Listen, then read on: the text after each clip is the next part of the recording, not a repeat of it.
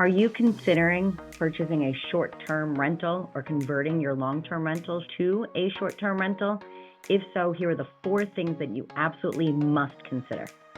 So, we all seen what's been going on with short-term rental markets. Since they've really kind of blown up over the past couple years now, probably about a decade, you saw a lot of people that got into that industry and were able to make great money, right? And then now you hear this all over Instagram, all over other platforms right now. But let's really dive in to what are the factors that you need to consider to be a successful short-term rental owner and operator now in 2024. The game has really kind of changed, right? I feel like we've seen this a lot back during the pandemic in 2020. In 2020, fine. Some people actually find quarantining enjoyable. They were happy to be home, but then all of a sudden summer happened. And then they said, you know what? I really still want to be able to take that vacation. I still want to be able to get out. What do we now do from that point? And what a lot of people started to do is they started to go to all these markets, all these kind of staycations that were still close to them. Me being in New York, everybody was going to Catskills, right? Down south, everybody was going to North Carolina. Everybody was going to Pigeon Forge. There are all these places that, yes, people went to, but now all of a sudden they absolutely blew up because people needed to be able to get to places where they were driving. They weren't flying. They weren't traveling as much. They really just wanted a place where they could maybe get away for the weekend, a week, anything like that.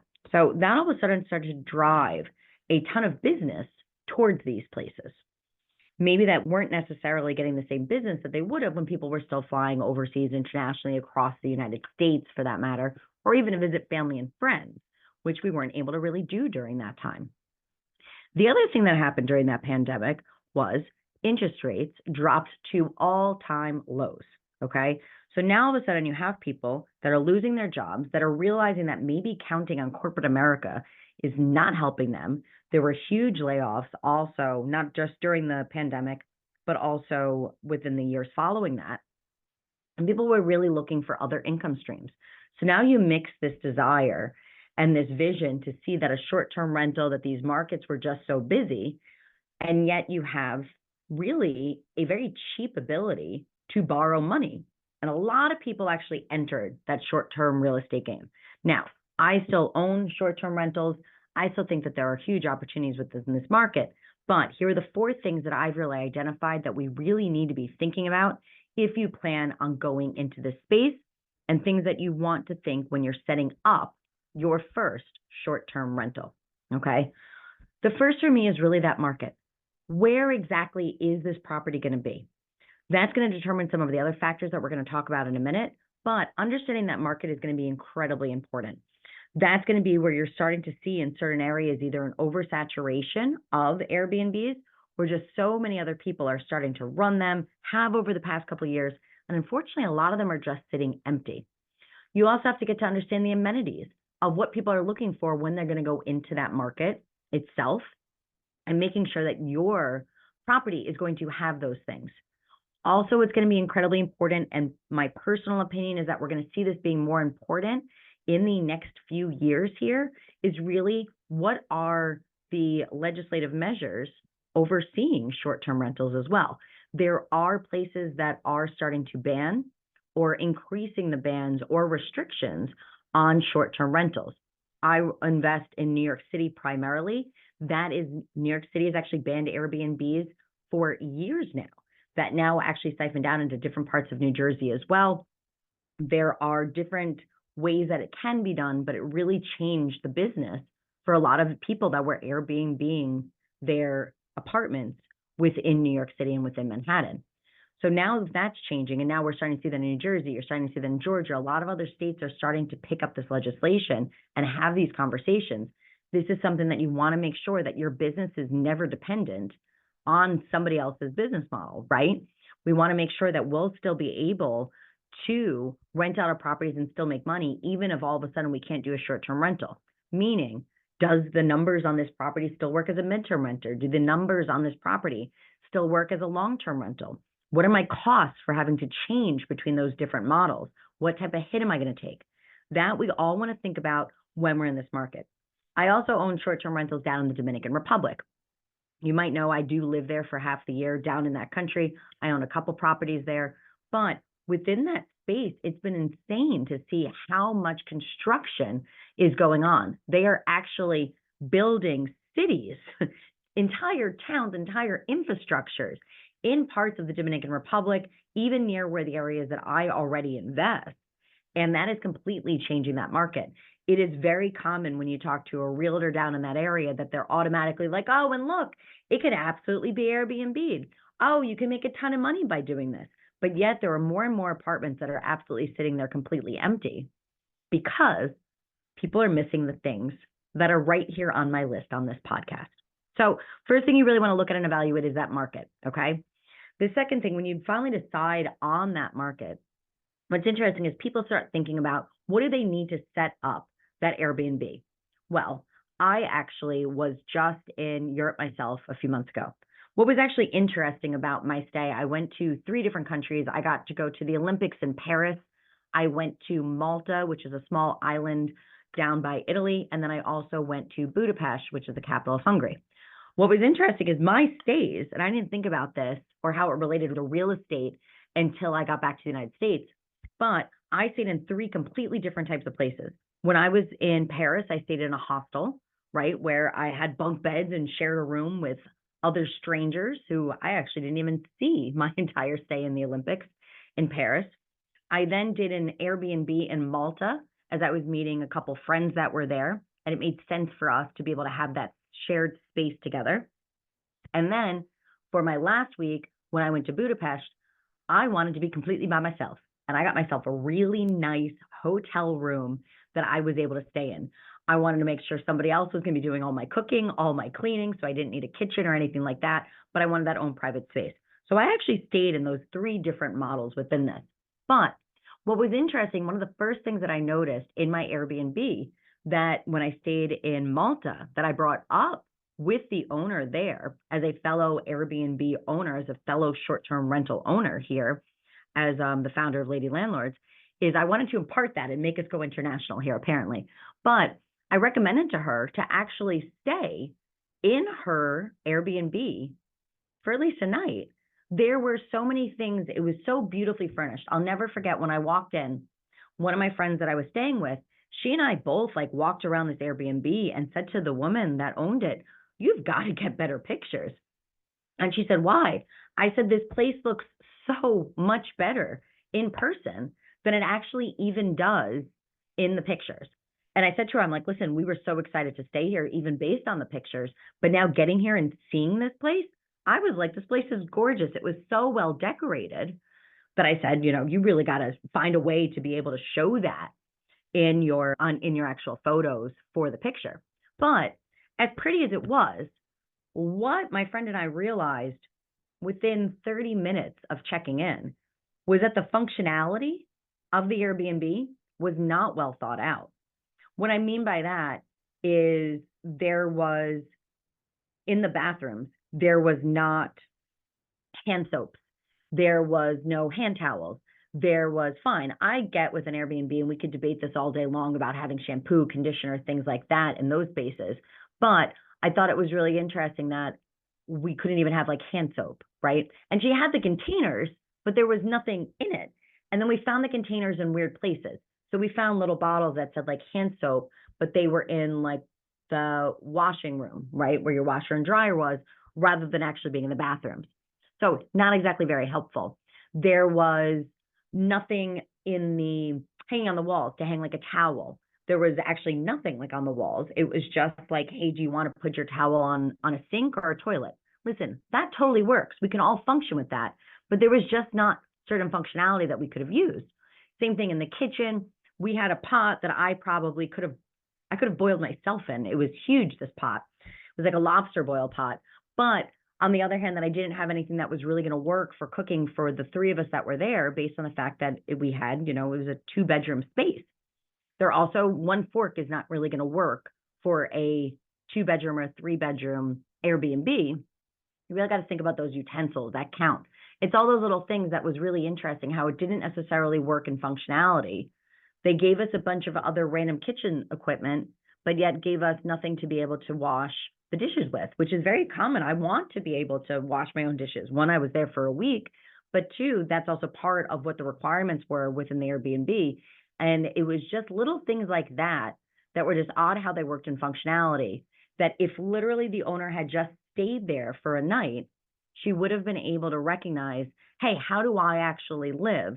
What are the things that I need to be able to function in this space that my guests are going to want, right? So when you're setting up your Airbnb, I feel like I've seen more and more of this over time, that Airbnb is kind of thrown together once again. Oh, everybody's making money off of Airbnbs. Let me just go ahead. Let me just throw some furniture that I found on the side of the road in there and people are going to rent it. Well, no. Unfortunately, people really are looking for experiences. People are really looking for a place that's kind of their home away from home, and they want something that's going to be more than that hotel, right? They're going to want something that has a lot more comfortability than they would be staying in that space. And I think that's why it's so important to actually stay there yourself to see what that would be like. Do you like those towels? Do you like those sheets? Are you able to make food for you and your partner as you're staying in that one bedroom? Whatever those things may be, make sure the flow of that actually makes sense. There is a huge cost to being able to set up that Airbnb with how you are furnishing it. Make sure you get it right. And I even recommended with that specific Airbnb in Malta, but I said to the woman, you have a lot of these decorations, but honestly, it's kind of a lot of clutter. It would be something, and since it was a large space, that even with the people that were there and allowing to have up to, I think it was like 8 or 9 people that were the occupancy of that Airbnb, I was just like, all these little figurines, all these little statues, as cute as they are, and as homey as it really made the place, was really leaving herself in a place where she was going to come and realize what figurine broke or what glass got knocked over, because there was just so many things kind of in that way. And also, as a short-term rental owner, all I was thinking about was when somebody would actually leave, it would have taken me forever to be like, where did I put this vase? Which room was this from? Which countertop was this from? Because there was just something absolutely anywhere. So really finding that balance between functionality, but still looking pretty is going to be really important. One of the reasons for that is the third topic that you really need to get an understanding for here, and that is actually marketing. Like I mentioned earlier, the Airbnb space is really that customer service. To me, one of the biggest differences between that long-term rental and that short-term rental is really moving into more of a curated experience, right? To me, a long-term rental, one of the reasons why I love long-term rentals is because it's very much a set it and forget it type of space. We moved you in, we got you keys, here are the walls, I'm going to make sure to keep it safe, make sure to keep it clean for you, but now this is your home, you now get to set it up and decorate it the way that you want. Those are now your furnishings on that side. Set it and forget it. And Airbnb, that marketing perspective, I feel like is what is going to make you stand out if you are buying in places that do have a lot of Airbnbs. You either have to recognize in an area where you have a lot of other Airbnbs, what's going to make people stay at yours, right?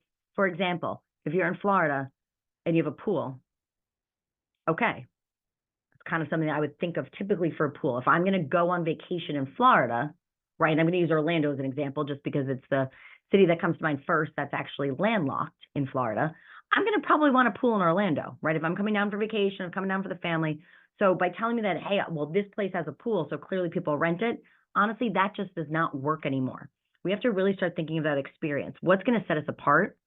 What's going to be able to give that Airbnb a little bit of an edge over other locations, right? So for example, my place down in the Dominican Republic, where my place is in the Dominican Republic, like I said earlier, it is very much saturated with other Airbnbs right now that honestly are just kind of sitting there empty. But one of the best benefits that mine has is it's actually beachfront, okay? So it tends to be a little bit more expensive. I can command higher dollar because we have our own beach club, we have our own lounge chairs, we have our own umbrellas that's just for our guests and just for those staying at my complex. So that really helps me. Beach space is limited. What's really interesting in the area that I am, yes, there are maybe 3 or 4 other condo complexes that also have beachfront space, but really it's where all the other inclusives are. And when now, to me, I'm not competing with the Airbnbs that are not beachfront, right? I already have that. So you're either looking to say, hey, I want to be beachfront, I'm going to pay for beachfront, or hey, I want to go with something cheaper, I'm going to go take something a mile away.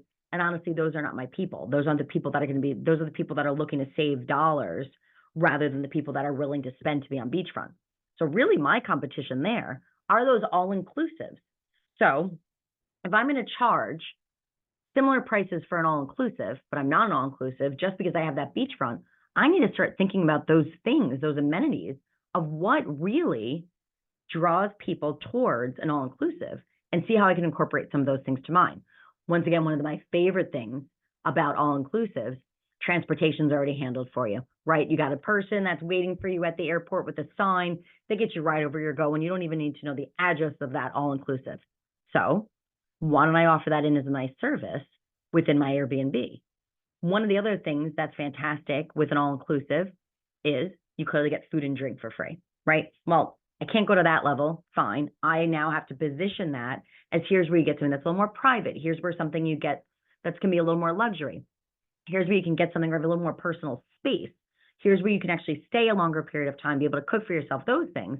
That's going to draw somebody to an Airbnb compared to that all-inclusive.